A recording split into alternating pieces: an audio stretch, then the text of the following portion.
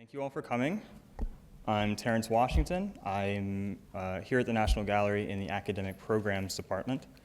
I'm super excited, to say the least, that we're hosting this program with David Driscoll speaking with Curlee Holton as part of their Living Legacy National Speaking Tour.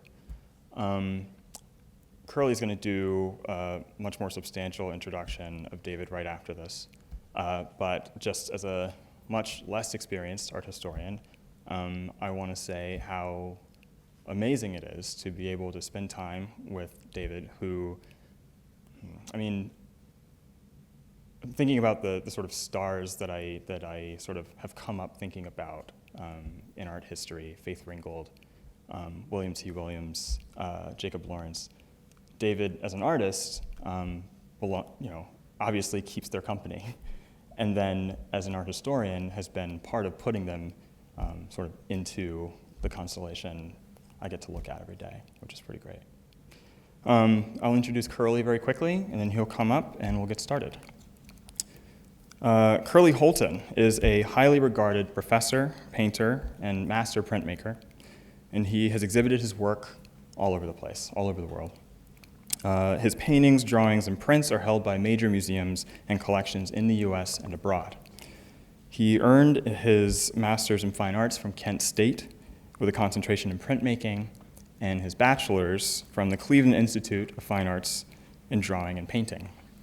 He served for a long time as the David M. and Linda Roth Professor of Art at Lafayette College in Easton, Pennsylvania, where he taught printmaking and African American art history.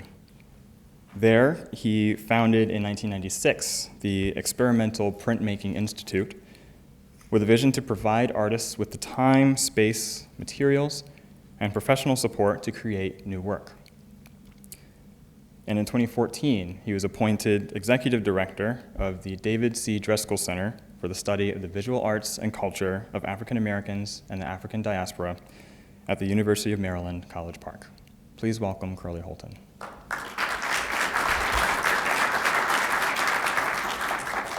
Well, thank you for being here and sharing this moment with David and myself.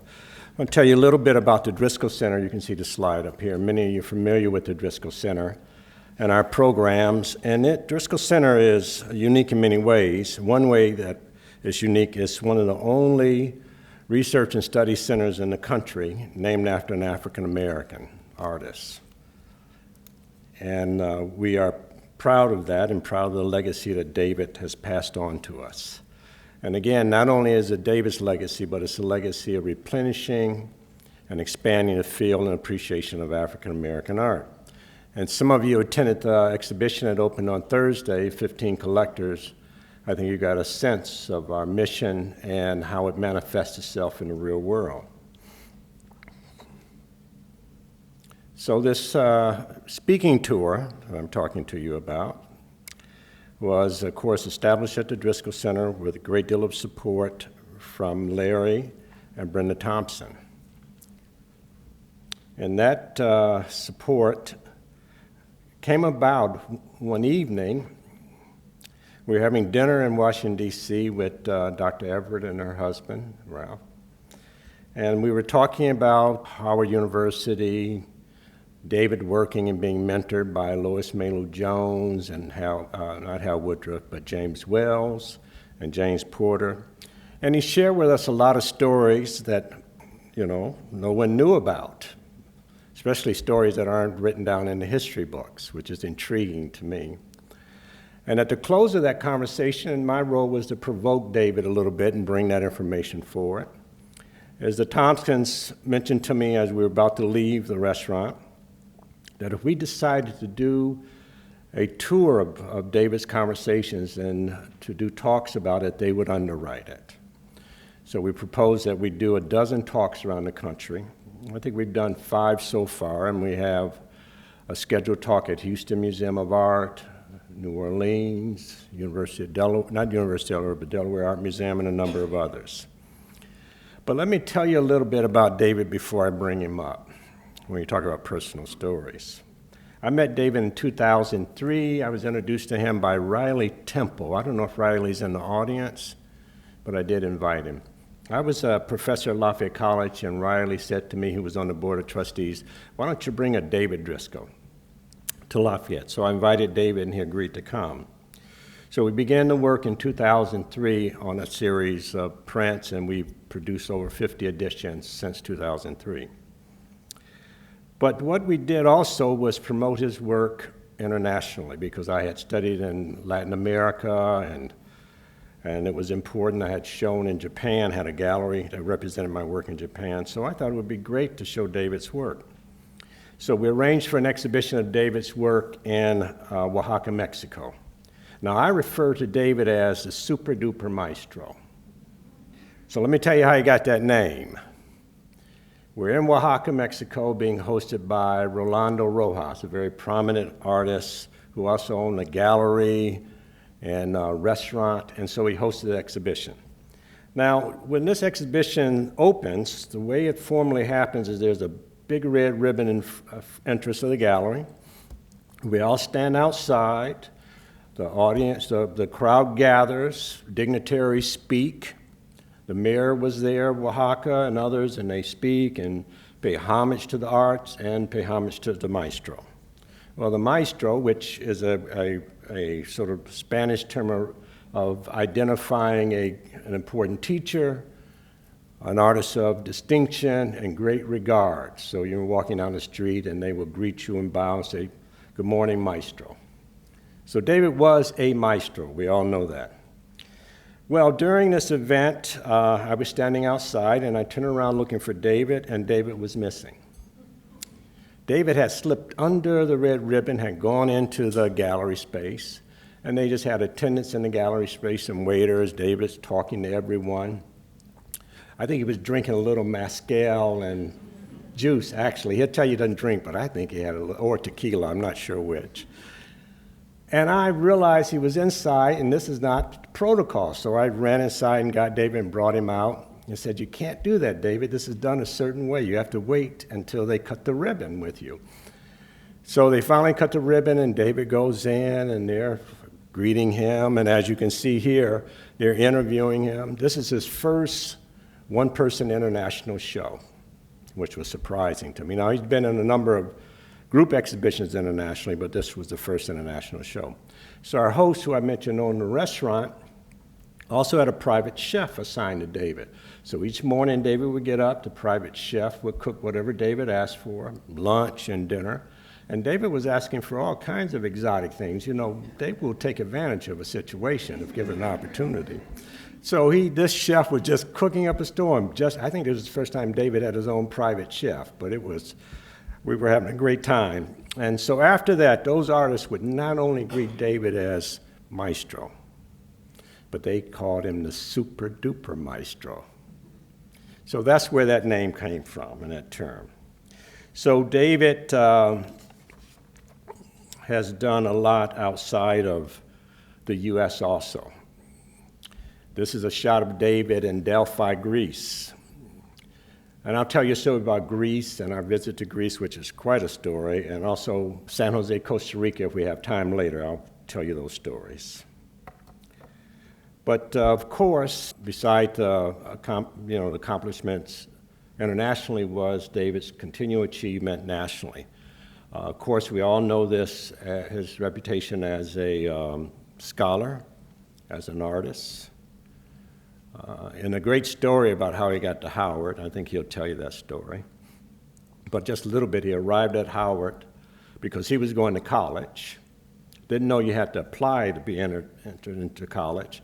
And David would just show up on campus and walk into anybody's classroom. So they had to stop him, and then he applied. But he'll tell you that story. Well, of course, you can see his accomplishments, his recognition for his 2 centuries Black American art exhibition that was groundbreaking. And of course, his teaching history and teaching accomplishments and being honored by President Clinton. You'll see a shot of that a little later.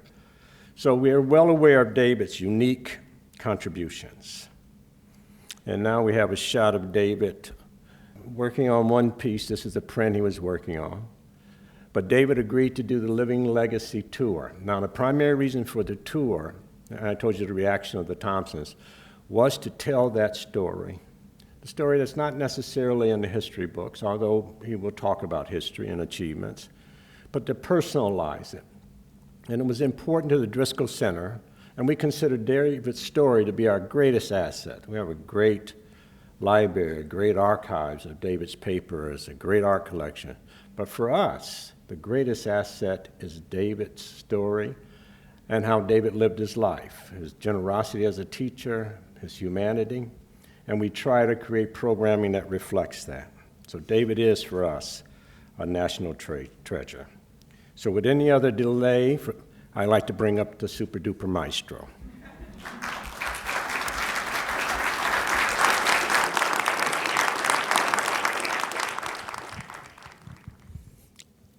He could grow a mustache, but he couldn't grow a beard at this time. This was just his beginning as a young student, and was distinguished.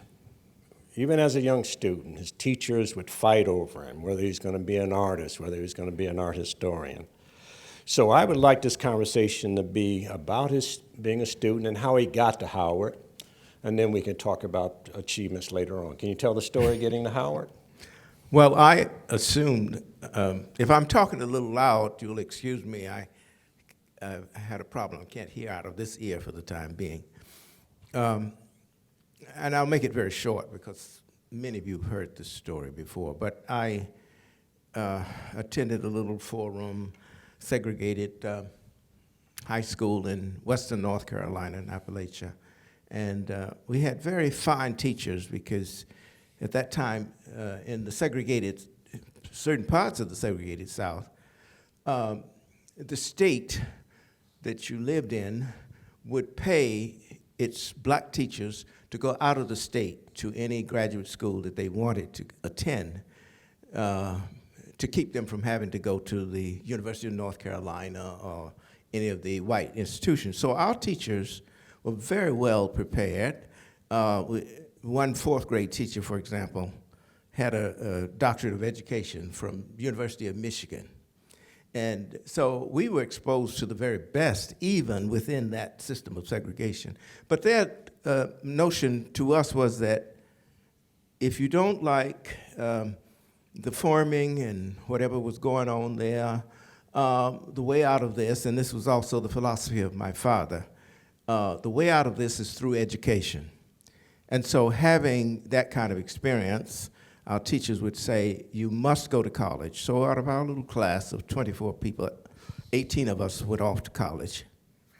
And I guess I was the most enterprising one in that I got on the train in Kings Mountain, North Carolina, and came to Washington. Luckily, I had two sisters living here, and showed up, and my brother-in-law said, oh, you came to get a job? And I said, no, I came to go to college, and I'm going to Howard University.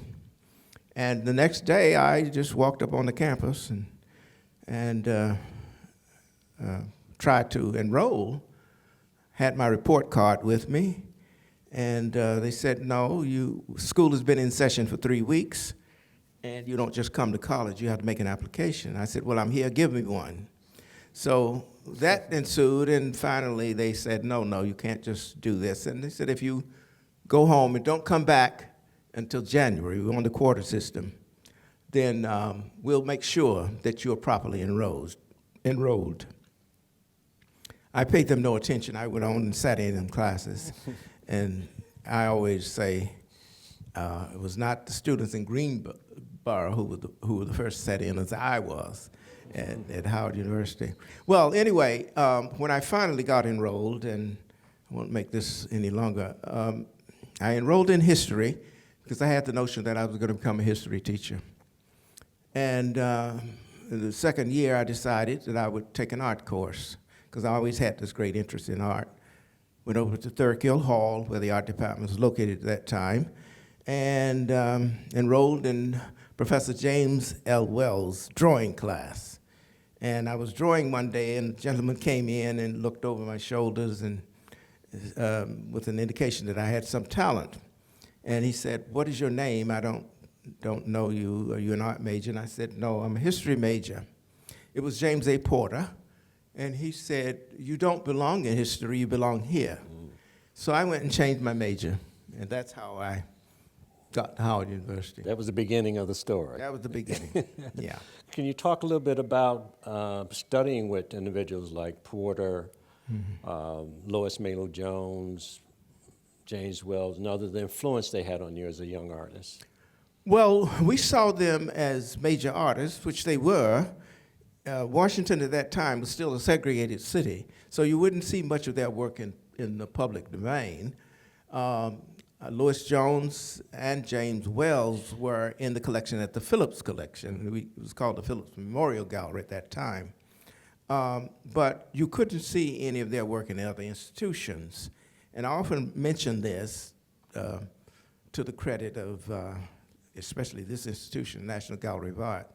At that time, there were only 3 places in the nation's capital that African Americans were welcome to come and eat. One was the Severin Station at Severin restaurant at Union Station, the Methodist building across the street from the House of from the legislature, and the National Gallery of Art. So we would come here on Sunday afternoons to eat and to hear the lectures and what have you. Our teachers encouraged us to do that. And Professor Wells taught drawing and printmaking. And he was a very well-liked teacher because he wouldn't get on you if you missed classes that much. Lois Jones, you had to be there every day. And Lois would line us up all the works that we did daily. And she would give prizes. We didn't get any money or anything like that. But she'd give out a title. First place, second place, honorable mention. So we learned the process that way. But it also caused not the best feelings among the students. So Did you ever win the prize? I won the prize most of the time. So that wasn't, and when I won the national prize, which included Georgetown, Washington, Catholic University, University of Maryland, Howard. At that time, it was still Minor Teachers College, now District of Columbia. I came in the next day to find my painting thrown under the seat with a blue tag of first prize. Well, I won the first prize. And I always say that painting got me into Skowhegan. Can you talk about Skowhegan a little bit? I know you were being recommended to Skowhegan, and you were one of the first undergraduate to get into Skowhegan. Can you tell about that? Well, Howard University had a scholarship to the Skowhegan School of Painting and Sculpture from its inception in 1946. And students from all over, 65 students were selected from the time it was founded. It's still 65 students. At that time, I understand you could almost pick the students out on hand, and they would have maybe 100 applicants. And some were designated by the school that they attended. Today, they get close to 3,000 applications for those same 65 spaces. Yeah. So even in the beginning, it was highly regarded, international students and what have you. And so that I was chosen in my junior year to go to this prestigious school was really all but unheard of. And there I made the acquaintance of artists, some of whom are still alive, that I still have association with, Lois Dodd and people like that, Alex Katz. I was in the class with a gentleman by the name of Robert Clark. He changed his name to Robert Indiana. So there were people of stature even then who were there. So Skowhegan, then, the only major summer school in the United States that has that kind of art school, that has that kind of prestige. So it's kind of formative for you in Yes, the sense that yes. you were now not just in the small environment of Howard University. This was a larger national, international environment. National and Is that why international. you're in Maine now, because of that? Well, yes. I came back in the fall of 1953, and I told my wife, Thelma, I said, all famous artists go to Maine in the summer. And they have homes, they have studios, et cetera, et cetera. And one day we had to have a home studio. Well, we were living with her mother. We didn't have a home. But as blessings would come our way, I think it was 8 or 9 years later, I was teaching at Talladega College, but I was also in graduate school at Catholic University. And I would read the Christian Science Monitor, the newspaper, that was one of the few mainstream newspapers at that time that reported on the work of African American artists. There was a page called the Home Forum page, and a woman wrote the art criticism by the name of Dorothy Abloh, wonderful writer. And she would include Tanner, Duncanson, Bannister, Jacob Lawrence, Romeo Bearden, artists that we didn't get in any other form of the media. And so I read it religiously for that reason, but I also was having such a difficult time with my French examination. I had to pass this 12-page French exam at Catholic U. I don't know if they still do it, for the MFA. Not for the master's, but for the MFA because it's a terminal degree. So we had to take the same exam that the PhD students took. So I read Mary Baker Eddy's sermons up here in English at the top of the Home Forum page and in French down below. And that's how I passed my French exam. You still speak bad French, don't you? Yeah. That's what Rodney says. So. Je parle français très bien. Je ne sais pas. All right. But anyway, can you talk a little bit more about becoming a teacher, moving from Howard to Fisk University, where you became chairman of the art department, but there's also chairman of the art department at Fisk.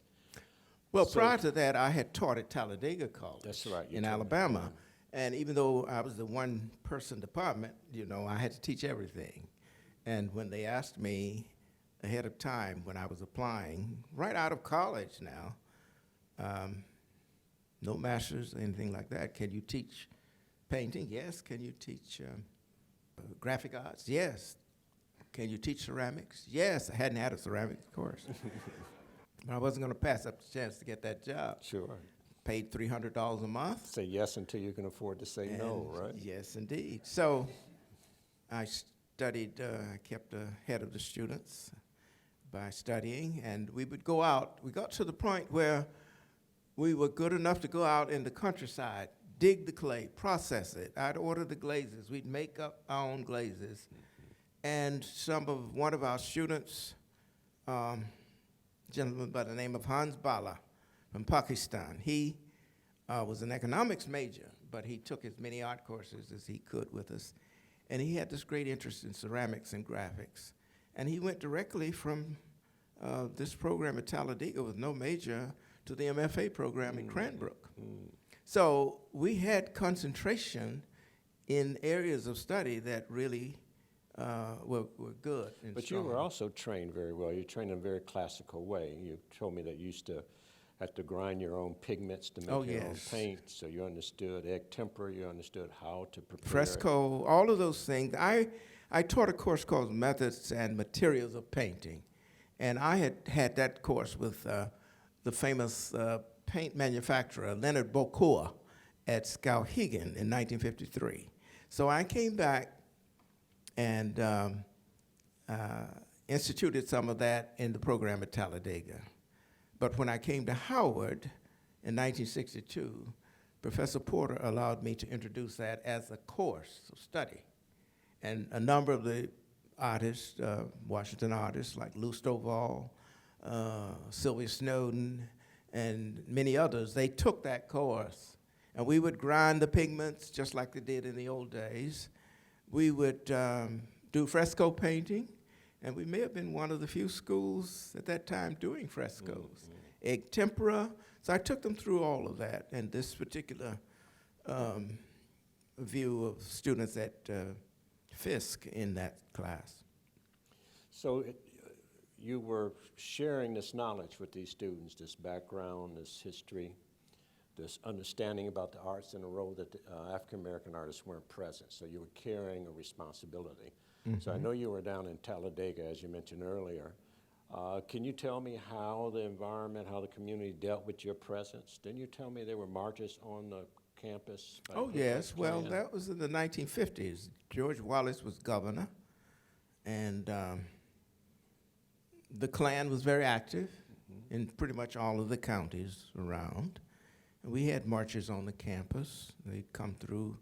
We were, I recall, one night having the Christmas program in DeForest Chapel, 19th century kind of neo-Romanesque building, beautiful building there. I was later commissioned to do 65 stained glass windows for that chapel. And we had the Hale Woodruff murals there. So the campus is almost like an art campus in many ways. But anyway, we were in chapel one night singing Silent Night, Holy Night, and all that. And we saw this blaze out front. And we said, oh, they lit the Christmas tree early.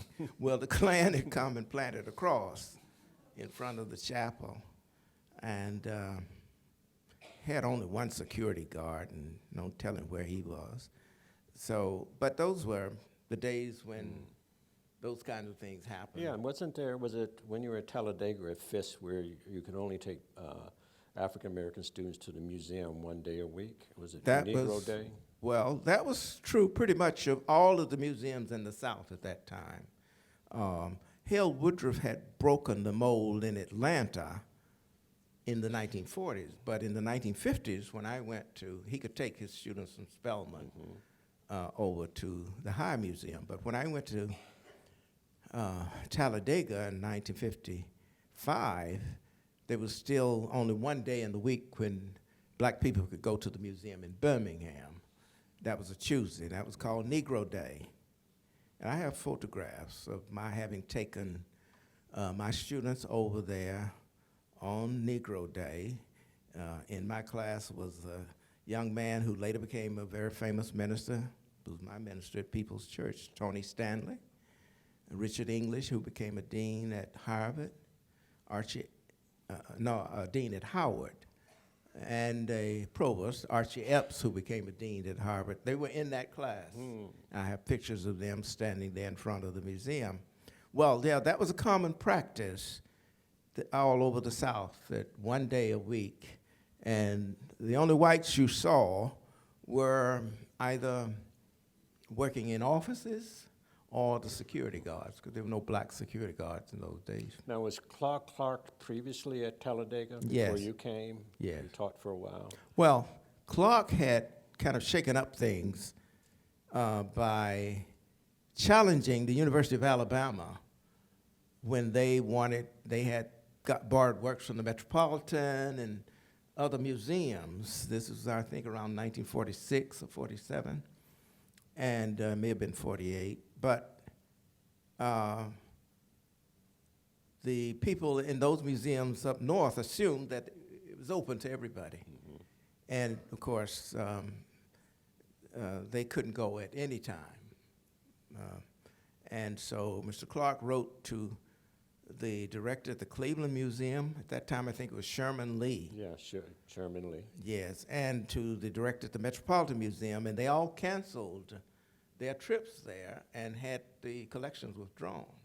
So it stirred up that kind of notion of inequality and what have you, but it also woke up people about how unfortunate it was that these things were happening. So the arts were a battleground also. It was a battleground, yeah, in many ways. Yeah. Now, at Fisk, as we see in the image here, you see Elizabeth Catlett, Aaron Douglas. Now, when you got to Fisk, was it Aaron Douglas that was at Fisk when you first arrived? Aaron Douglas had literally founded the art department at Fisk in 1939. He was invited there in 1931 to do the murals in the Cravette Library, but he didn't come to teach until around 1939. And he organized the annual show, wasn't it? National Yes, annual? he would. Well, it was different from the show in Atlanta. The annual show of Negro artists was in Atlanta, and that was organized in 1942 by Hale Woodruff. But Douglas had at the Carl Van Vechten Gallery, okay. he had invited prestigious artists from time to time to come, directors from Metropolitan Museum and places like that. And at Fisk, of course, it was not a very well-known notion, but George O'Keeffe had given 101 works, European and modern American masters, to Fisk University in 1949 in memory of her husband, Alfred Stieglitz.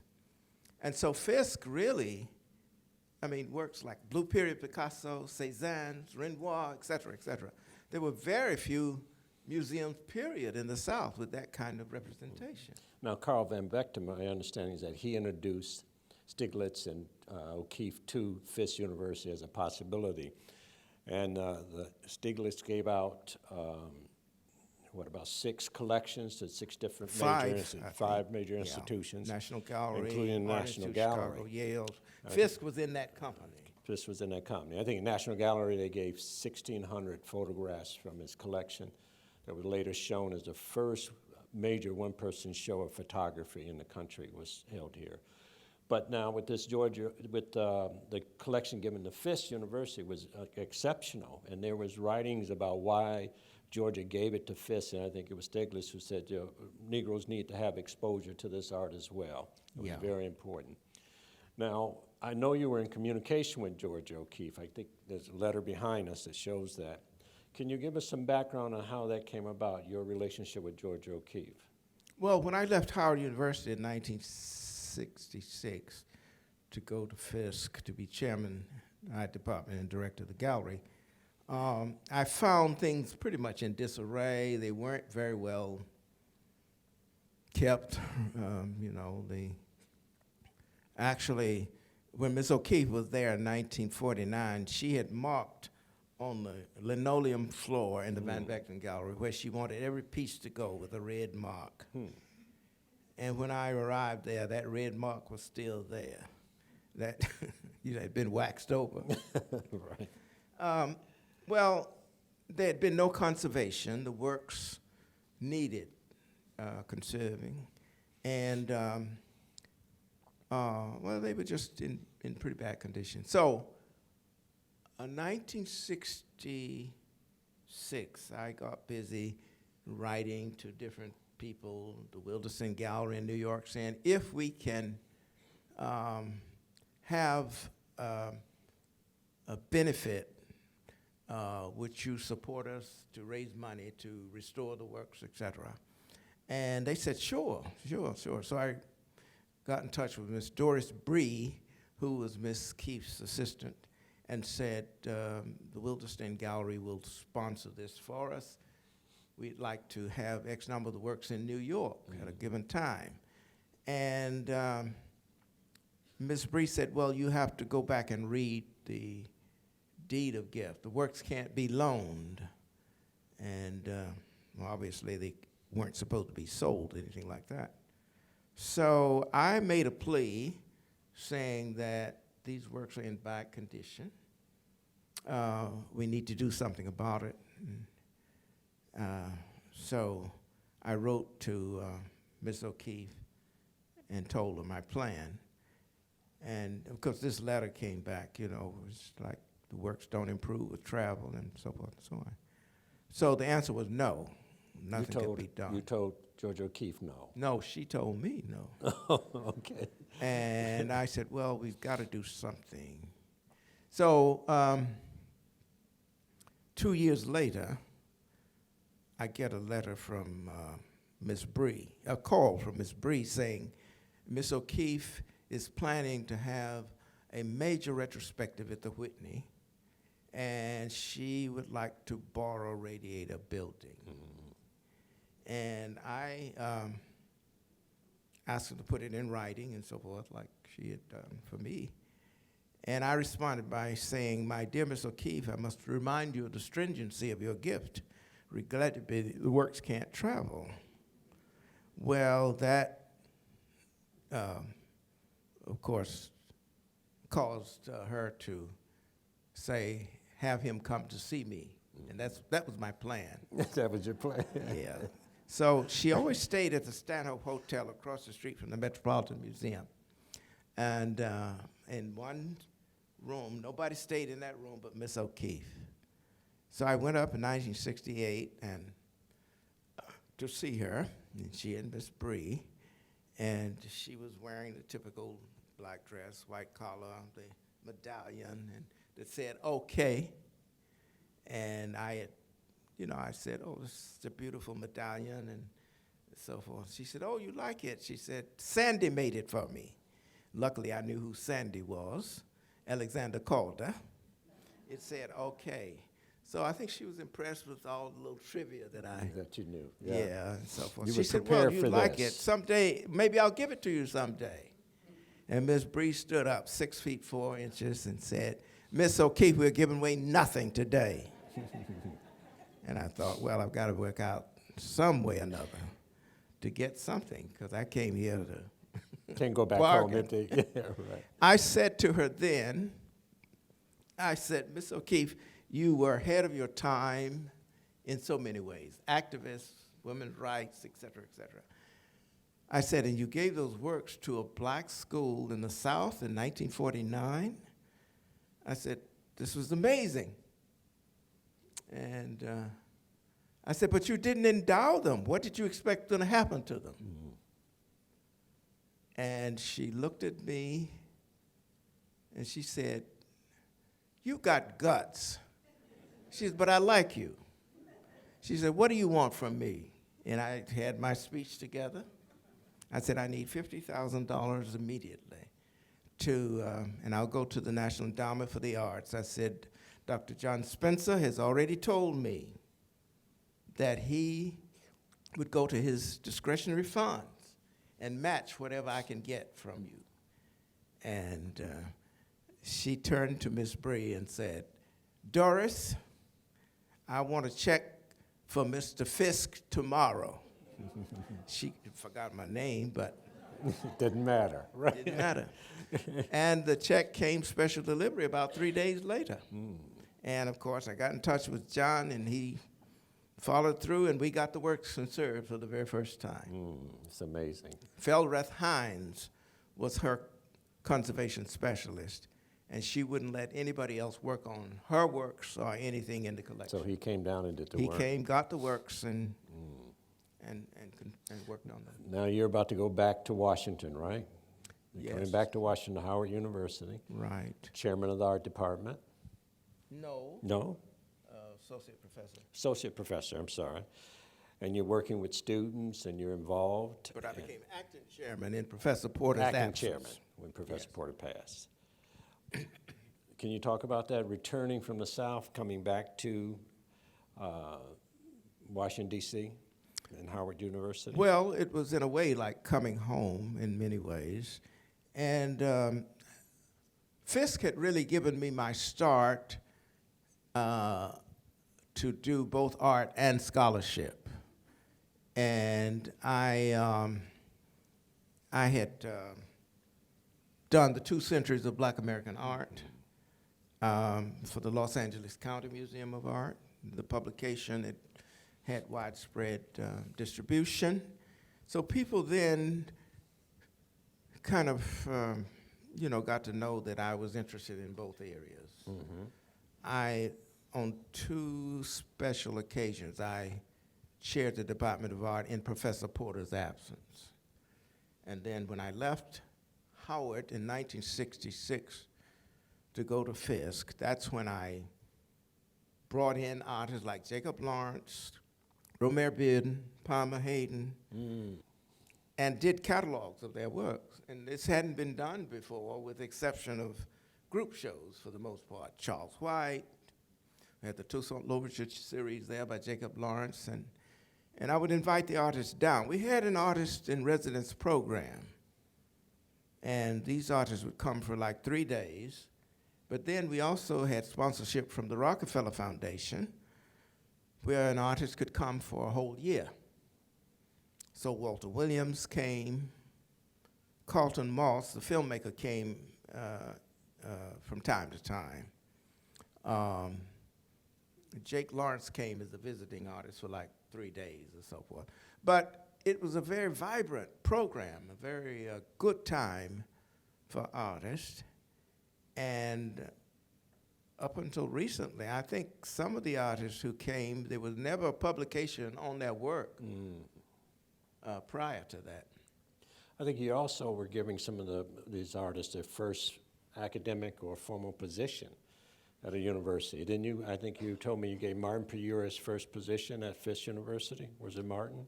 Well, Martin is from Washington, as you know, and he had attended the Catholic University of America for undergraduate work, and then he joined the Peace Corps. He was an undergraduate at CU when I was in graduate school, so we knew each other in that regard. But he went into the Peace Corps and went to Sierra Leone, and I had a letter. We stayed in touch, so I had a letter from him while he was there, and he said, "I'm thinking of going to graduate school when I come back to the States." He said, "But I'm going to Sweden and study furniture and design, what have you, printmaking. But when I return, what do you think? Where should I go to school?" And I said, "Choose either Yale or Cranbrook." So he chose Yale. So he finished up at Yale in 1971, and he wrote and said, "Now I've got a Master of Fine Arts degree, and I want to teach, but I don't have a job." And I said, "Well, I just happen to have an opening here at Fisk. Would you consider coming?" And he came, and he stayed 2 years. And he had his first one-person exhibition at Fisk. At Fisk, sure. And when he was beginning to break out of the tradition of regular sculptural work and doing more modernist forms. Well, And from there, he left and went to New York for a while, then came to the University of Maryland, and then You came to the University of Maryland at yes, that I point. came to and Maryland began to teach in there. 77, and he was there at that Right. time, but he was there for only a year after I arrived. So not only were you teaching young people and became the chairman at Maryland, is that the reason that you actually came to University of Maryland, the chairmanship? I didn't come there as chair. I came there in January of 1977. I was recruited by Dr. George Levitine, who was a very well-known art historian of French art history, mainly 17th, 18th, 19th century French art. And he had heard me lecture here on the Harlem Renaissance, and he was impressed. And he asked Professor Richard Clank, who was on the faculty at that time, whom I had known from graduate school at CU, to get in touch with me to see if I would be interested in coming there to teach, to introduce courses in African American art history. And that's how that got going. I came in the spring of 1977. Dr. Levitine went on leave, the Institute of Advanced Studies at Princeton. I think it was one of the first times that an art historian had been invited. And someone took his place as acting chair. But then he decided he would not resume the chairmanship. And so the search went out, and I was appointed chair in 1978. Now, there was a little jealousy by some of your colleagues, right, that you had had this attention and support at University of Maryland. Didn't you tell me once that chair had argued and explained to his colleagues and your colleagues that you had defined the field? You had produced a body of Professor work. Levitine did that. I didn't have a PhD. I had honorary degrees and so forth.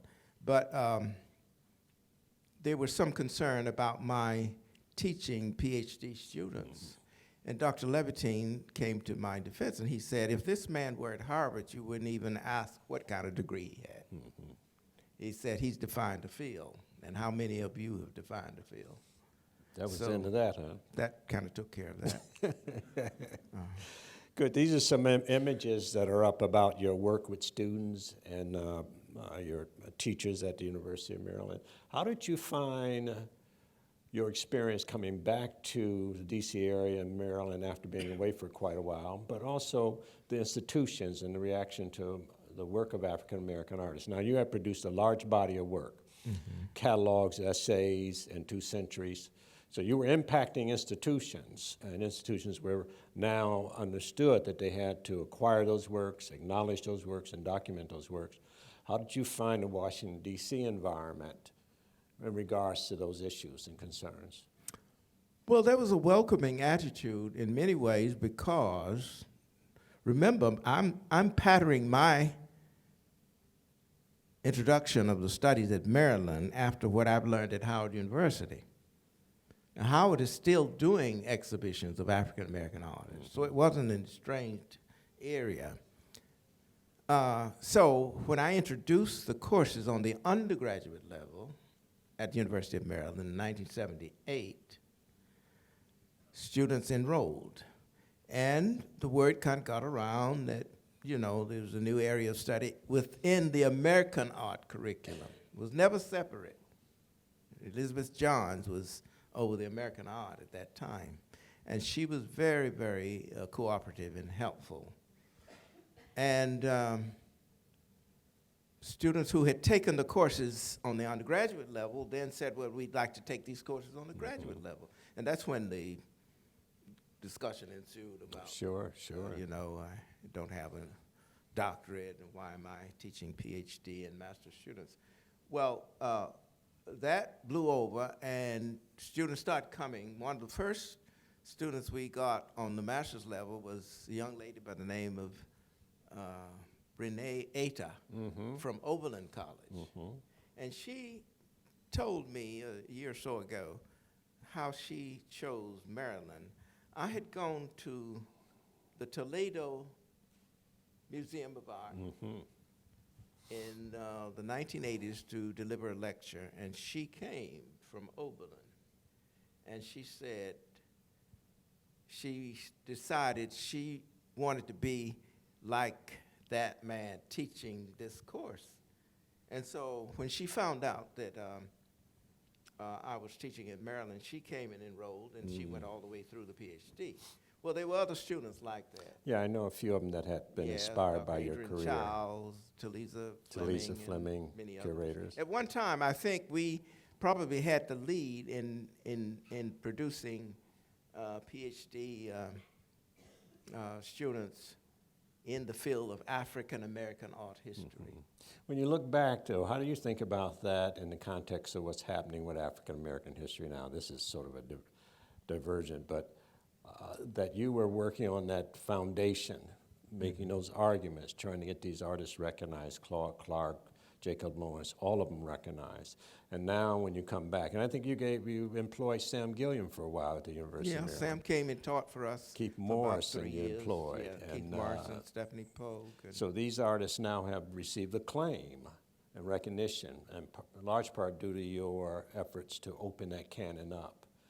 How do you look at that now, seeing this accomplishment? I know Bearden was taking on a similar role, you know, trying to make it possible for artists to be recognized that were of color.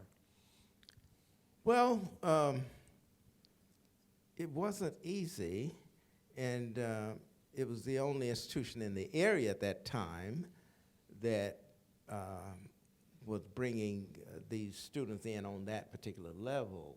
I mean, we had the master's level at Howard University, but didn't have the PhD level in art history. So I think they felt comfortable coming there with a faculty like me, Keith Morrison, Sure. Sam Gilliam, Stephanie Pogue, and others who had a measure of influence in their lives at that time. So Maryland imprinted the national scene a certain way. By that time, we had perhaps graduated 5 or 6 people with a PhD in American art history with emphasis on African American. You know, it's kind of interesting because when you study, you often look at texts written by authors that you have no connection to. So here these students are looking at texts that you have written. I remember being in undergraduate school and there was only a thin pamphlet of Elizabeth Catlett show. Although Huey Lee Smith had attended the Cleveland Institute of Art, Charles Soleil, but no documentation, just a slim slim catalog or brochure of Elizabeth Catlett. So here in these courses that you're teaching, you're actually teaching from your own text. I think this is kind of interesting. And I remember we were in Chicago visiting Kerry James Marshall, and the first thing he did was pull that copy of 2 Centuries off his shelf to have you sign it. And I saw that with Theaster Gates. I've seen it so many times where these scholars have attributed their success to you establishing that foundation. Well, I think perhaps the classical example would be when Mark Bradford came to the High Museum 3 years ago to receive the David C. Driscoll Prize. The $25,000 prize is given annually to an art historian or a practicing artist on an annual basis. And he was accosted and said, they said, look, you get $5 million for your painting. Why would you come down here and take $25,000 award, yeah, which is the largest award given to any African American artist and scholar, to my knowledge, in the country. Yes. So he said, it's not about, and as my friends very often say, you're so articulate. Mark was so articulate. He won't mind my saying that. Right. Mark said, I am receiving this award because this man has labored over the years to make it possible. He said, I'm paraphrasing him, but basically that's what he said. He said, he probably has forsaken his own art, pushing people like me and others. He said, and I'm standing on their shoulders now. And Sure. He said, this is why I am receiving this award. And he said, it's not that I need the money. He said, I'll give it to my foundation and it'll go out to others, which I thought was an interesting way of putting it. But you hadn't forsaken your art. You had always done your art. Well, I tried, yeah. And you were recognized for that contribution here by the president of Maryland. You received a presidential award. But then you had an exhibition. In the following slide, you'll see an exhibition you had at, this is the narratives gathering that you put together. But later you had your own one-person show. Bomoni. Gallery. In San Francisco. One-person show in San Francisco. So you were still making art, and you were receiving recognition for making that art. Here you were Lovelace O'Neill, and a few other people you recognized at those images. Keith Morrison. Keith Morrison. I can't recognize the other person. This is at the University of Maryland College Park. You Yeah. hosted exhibition of their work. So you were giving platforms, not just jobs and documenting their work, but you were giving a platform for them to show. So it only illustrates how important it is to be in a position of power and authority, to be at the table so you could impact the canon. You can't do it when you're not at the table. You Well, have to that's be true. present. People would say to me, why are you serving on the Board of Trustees of the American Federation of Arts? This was in the 60s. Or why are you, why would you leave Fisk and come up to be on a panel at NEA and so forth and so on? Well, like you say, if you're not at the table and you don't really know what's going on, and it's important to be there regardless of what someone else may think your role is. Sure. And frankly speaking, I was never out there waving a banner, but I knew what I was doing. And I knew it was important, and I had to keep at it, regardless of what people said. No, I wasn't getting any great measure of pleasure, or certainly wasn't getting any money for doing it. But you're willing to spend that 10,000 hours at work to make it happen. And you were recognized nationally for that by President Clinton for that contribution, National Humanities Award. And then dinner with the Clintons at the White House, and that napkin that you slipped out of there, the presidential napkin. You still have that? I still have it. So this now is national recognition. I know you're in Europe, interesting enough, in Europe, they had begun making videos about the narratives and interviewing you on BBC. So America was recognized, but they also were slow to give the kind of prominence. And I remember you telling me a story. You were on an interview, and I think Hughes, the popular critic, said that, well, we don't need to be looking at African American art. It's not important art being made. And there was a commentator. Hilton Kramer. Hilton Kramer. Yeah. And there was a commentator who said it was critically important, not just a commentator, but he was a scholar at Princeton, wasn't he?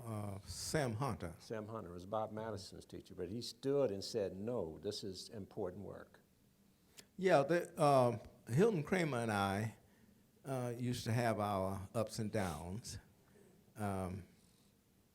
In 1976, when 2 Centuries of Black American Art exhibition came to the Brooklyn Museum, Hilton Kramer was the big art critic for the New York Times. And he took up about 3/4 of a page in the Sunday Times, literally putting the exhibition down. No such thing as black art, it's social history. Well, everything is social history, but he didn't realize that I was going to have a comeback. So Tom Brokaw invited me on to the Today Show. And he, of course, said, well, but Hilton Kramer says there's no such thing as black art. I said, who is Hilton Kramer? You know. After that, we had our fight back and forth. And then when Sam Hunter wrote the book on corporate sponsorship of art in America and devoted 12 pages to 2 centuries, then Kramer comes up again. He says, why would a scholar like Sam Hunter devote time to what he was really saying, this misfit, David Driscoll, is out there doing, and so forth and so on. And my response was, Mr. Kramer, all you're doing is making me famous in New York, because nobody knows who I am. If you're going to write about me every Sunday, Yeah. they're going to know who I am. And I come to the office, and my chairman, Dr. Levitine, would say, you made the New York Times. I said, but look what they say. It doesn't matter what they said. You made the New York Times. Yeah, yeah. So I don't think Mr. Kramer knew that he was giving me a platform. So that has been an ongoing struggle to assert the value and the brilliance of these artists and the genius of these artists. Yeah. Now you were influenced, I think, when you were at Catholic school by a philosopher, Etienne Gilson? Yeah, influenced you quite a bit, and the ideal that the artist could be genius and the art of the beautiful. And you made it a part of your work because it also talked about a spirituality and work, and I know you're a very spiritual man. So can you talk about how you took that influence and then brought it into the classroom and brought it into your teaching of students? Well, I think one of the most important aspects of my graduate study at Catholic University, and I did a postgraduate study over in Holland at the Netherlands Institute for the History of Art, but in The Hague. But prior to that, it was there was a woman who taught painting and art theory at Catholic University by the name of Nell Sonneman. She was my teacher, Claudia de Monte's teacher, Martin Puryear's teacher, etc. And she introduced us to all of these modern-day thinkers who wrote about art, but from the point of view of theory, not just history. Jacques Maritain, Sir Herbert Reed, and Etienne Gilson, and so many others. And their vocabulary became, to a certain extent, a part of ours through that course study of not just looking at the object, but what is the relationship of the object to time, to place, to history, et cetera? What else is going on there? And so I started incorporating some of that into my own teaching. And I got involved in doing that up in Maine with the Institute for Doctoral Studies in Visual Arts, which is the only program in the United States now which is not doctoral program, which is not connected to an institution. It's standalone, and that is the emphasis of that program. A painter a poet, a dancer, a writer with an MFA can come into that program and get a PhD if they have that kind of orientation. And they saw the visual arts as a form of scholarship. Yes, and it's serious to research. an extension beyond just the practice. And my advice to the founder of that program was, and he invites me to come to Tuscany every summer to lecture there. I don't go every summer, of course. It's a 12th century castle, a 1,200-acre. Did you go? I haven't been. I was Okay. invited, but I couldn't. 1,200-acre organic farm. They press their own olive oil, their own wine. They do their own prosciutto and all that kind of thing. It's the whole of living in that one environment. And they go there for X number of weeks, and the visiting lecturers come in. I was there this past summer. And then they go to other places, to Milano to see Leonardo's Last Supper, and to other cities and what have you around. We go to Paris, to the Louvre, and places like that. So my approach to teaching incorporated aspects of theory that got notice from people like Dr. George Smith, and then he invited me to come in as visiting faculty for that. Well, the sensibility also finds itself in your work, I think, your visual work. Doing maybe two approaches or focus on two kinds of work. One that is, I think, is a certain kind of spiritual romantic work in a way. And then others have been social commentary, like we see in these two pieces that are up, Black Ghetto Walls and Black Ghetto. So you're making comments on the environment, the social issues that were occurring. And we can go on and look at other pieces that were Ghetto Wall, another large piece.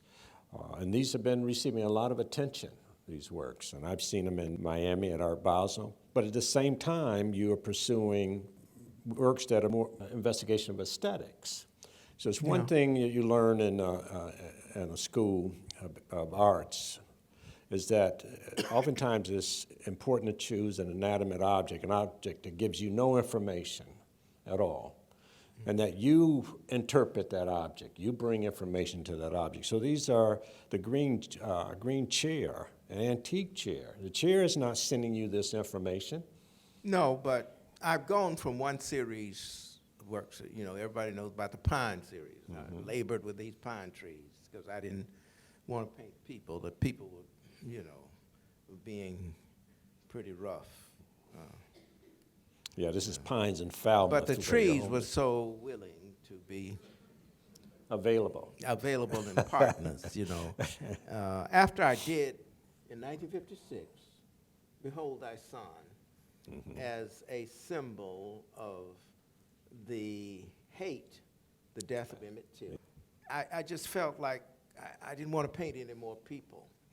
And so I went to painting trees and things like that. And then I came back to the social scene and started painting people, but they were in a setting which dealt with, how should I put it, human relationships. So this is Behold Thy Son. Behold Thy Son. This is over at the National Museum of African American History and Culture. It's 1956. 1956, a year after Till's death. was murdered. And I was teaching at Talladega at that time, and I was just so angry and caught up with, the civil rights movement was in force at that time, even on the campus.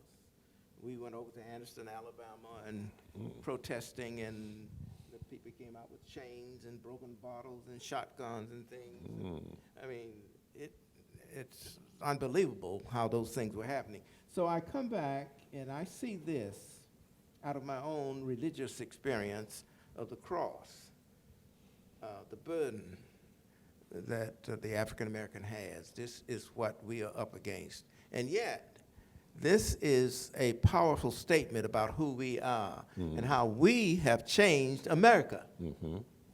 We have contributed positively to the moral code Of the country, sure. and have said you must adhere to the constitutional law in this regard and so forth. So for me, this was cathartic. It cleansed me of that hate that I had.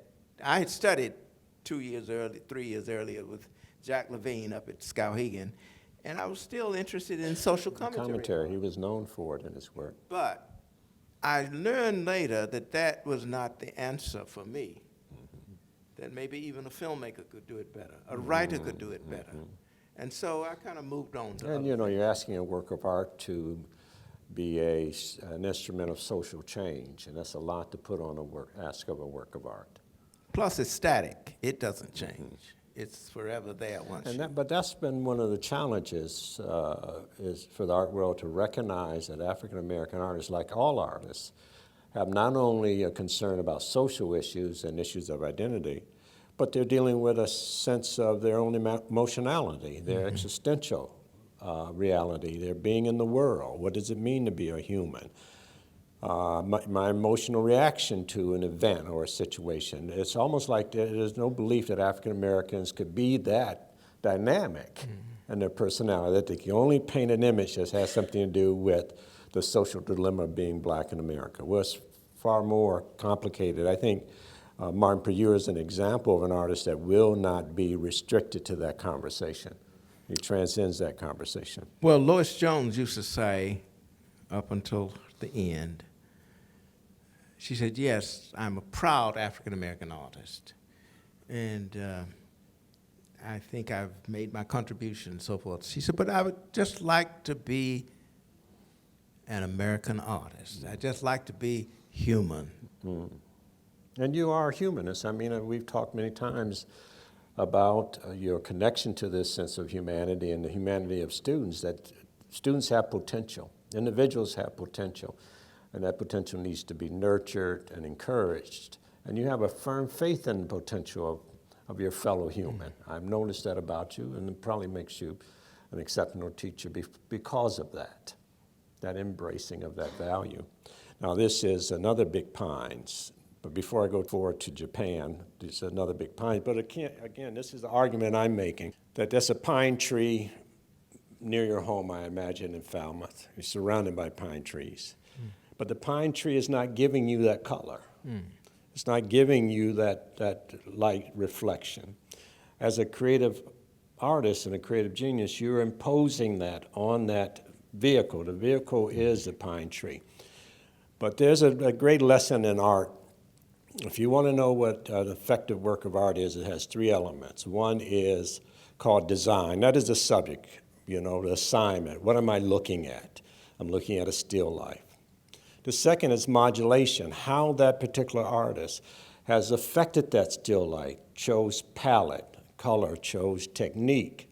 And then the third is recapitulation. How does a person respond to what that artist chose to do? So the talent is in that modulation, the talent is in that choice. Not necessarily the subject, but how you deal with it. So this is David, and we did an exhibition of his work in Osaka, Japan. And these are graduate students whose assignment was to research David's work and to make commentary on the exhibition. Out of this exhibition, David sold a number of pieces out of this exhibition, but one of the clients was a chocolatier, produces chocolate. He walked in and he asked, could he have copyright privileges to take one of David's pieces to put on his chocolate boxes for Valentine's Day to be circulated all over Asia. The last time they did that, it was a Basquiat on the box. Now there's a David Driscoll on the box. Now, the understanding, I negotiated this little deal. Where's Rodney at? The understanding was that we would receive the royalties. Not Rodney, but we would receive the royalties. No, but I know they paid royalties, and it was very successful. So you're eating chocolates, and you see a David Driscoll on the wrapper of the chocolates. But it's about how the work has transcended its boundaries. So I mentioned to you before that I was going to talk to you about a couple other stories about David. David was in Italy. Dorita and I were in Athens, Greece, doing a conference, and we were doing a presentation. I was doing a talk about collaboration and working with David, Dorit was talking about the David Driscoll Center, also David. So she did a presentation, and I followed up. This was an international conference. Well, David decided to come over from Italy in time to see us present. And he reminded us that he had 2 students that were in Athens, Greece. One of the students, Sophia, how do you pronounce that last name? Zarambuka. Zarambuka. And the other one was named Betty. Betty Nikagiatrakas. So they wanted to give David a birthday party. So they had an apartment on top of a building, and they fixed a phenomenal lamb dinner.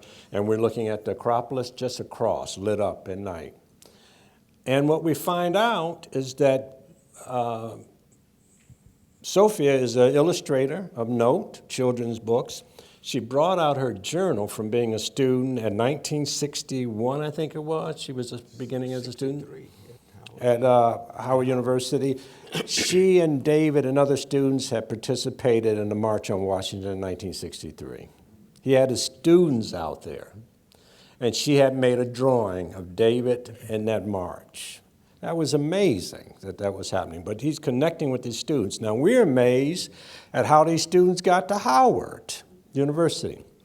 Well, Betty explained that she was looking for a college, a university, and she discovered that the official colors of Howard University, I think, were blue and white, and the flag looked like the Greek flag. And upon greater research, she found out they taught Greeks as a language at Howard. She was mistaken. They had a Greek letter organization. fraternity, but she thought they taught Greece. She said she actually came there, and the other student was there when she arrived, Sophia, and they were just so happy to see each other. The black female co-students would say, "Oh no, there's another Greek on campus. Let's take you to her." And she eventually started teaching Greece to the fraternity brothers, she said. I thought it was the most amazing story. That was after 44 years. This is after 44 years that we're having this party for David's birthday. At that time, Howard University, I must say, Howard, and it still is, Howard is a major institution any way you look at it. But at that time, Howard was an international university. Mm-hmm. I had students from Pakistan, from India, from Greece, from Iraq. Sure. From China, all over, in South America as well. And some of the students I do keep in touch with. Mm. So that was phenomenal. Dorit and I were just blown away by this. And they came into the conference. They hadn't seen him in 40 years, and they had their hands all over him. They were just loving their professor. "Oh, we missed you, we loved you." And me and Dorit, we're kind of tripped out that this is happening. But they were great hosts, and it was a wonderful moment. Go on. Yeah, one more story as we close, so you can have a few moments for questions, is I had been studying Costa Rica, Mexico, and also in Costa Rica. So I arranged for the publication of a large print by David. I think it is his masterpiece. It's called Woman in Interior, like 30 by 40 inches. So I took a whole crew with me, printmakers. We had 2 students, book artists with us, and we all went. Dr. Julie McGee. Julie McGee did the filming, I think. We went to San Jose, Costa Rica, rented the penthouse of a hotel building. We're all up there. So we're doing great work, and we get a phone call one night. Now, I've been going back and forth to Costa Rica for years. And we get a phone call one night, and the woman on the end of the phone identified herself as a curator of the Presidential Collection in Costa Rica, and said, "We understand David Driscoll is in town in San Jose." Now, I was a little hesitant. Now, I've been coming to Costa Rica for 10 years, and nobody ever called and said Curly was in town, But David was in town, so we had a special visit to the Presidential Palace, and in that collection now is Woman in Interior, the painting. Thank you.